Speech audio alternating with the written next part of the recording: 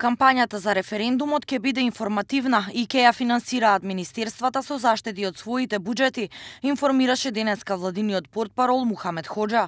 Колку пари ќе се дадат за кампањата, како што информираше Хоџа, не се знае, бидејќи владата дополнително ќе утврдува план и програма, а средствата ќе се повлечат од ставките за репрезентации на министрите и други ставки каде што има заштеди. За оваа цел во следните денови, министерствата до Министерството за финансии треба да достават информација колку средства може да донираат. Владата на вчерашната седница донесе одлука за организирање, за спроведување на кампања за референдумот, која ќе биде информативна. Сите граѓани на Република Македонија ќе ги информираме.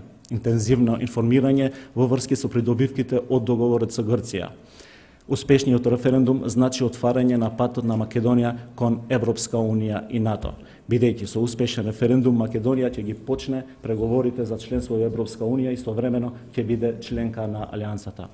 Владиниот портпарол рече дека при подготовките на планот и програмата за референдумската кампања ќе се оди според законот за референдум, иако според член 12 од овој закон, овластениот предлагач може да води јавна пропаганда на свој трошок во случајов собранието, бидејќи предлогот за распишување беше на пратениците од владеачкото мнозинство.